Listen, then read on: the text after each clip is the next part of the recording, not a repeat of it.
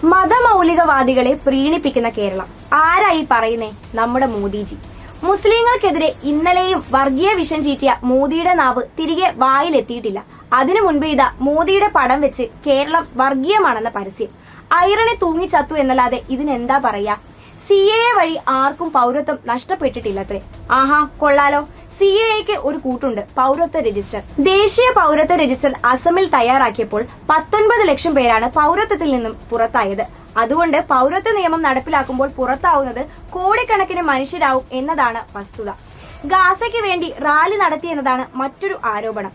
Mister Modi, അത് ഗാസയ്ക്ക് വേണ്ടിയുള്ള റാലിയല്ല, മറിച്ച് ഇസ്രായേൽ അടിമപ്പെടുത്തിയ പലസ്തീൻ ജനതയ്ക്കുള്ള ഐക്യദാർഢ്യമാണ്.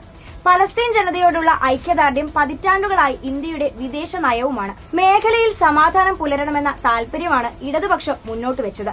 പക്ഷേ ഏകപക്ഷീയമായി പലസ്തീനെ ആക്രമിക്കുന്ന ഇസ്രായേലിനൊപ്പം നിൽക്കുകയാണ് മോദി സർക്കാർ. രാജ്യമെങ്ങും ആൾക്കൂട്ട കൊലപാതകങ്ങൾക്ക് നേതൃത്വം നൽകുന്ന BJPയാണ് കേരളത്തിലും ആൾക്കൂട്ട കൊലപാതകമെന്ന സാമാന്യവൽക്കരണത്തിന് ശ്രമിക്കുന്നത്. കഴിഞ്ഞ പതിറ്റാണ്ടിലുണ്ടായ 1-2 സംഭവങ്ങളിൽ ശക്തമായ നടപടിയാണ് സർക്കാർ എടുത്തത്. കേരള സമൂഹം ആ പ്രതികളെ ഒറ്റപ്പെടുത്തി. രാജ്യത്താകെ നടക്കുന്ന വർഗീയ ആക്രമണങ്ങളെ എന്നും ഇടതുപക്ഷം ശക്തമായി എതിർത്തിട്ടുണ്ട്. ഗുജറാത്തിലും മണിപ്പൂരിലും മുതൽ ഒടുവിൽ തെലങ്കാനയിൽ വരെ നീളുന്നു ഇത്.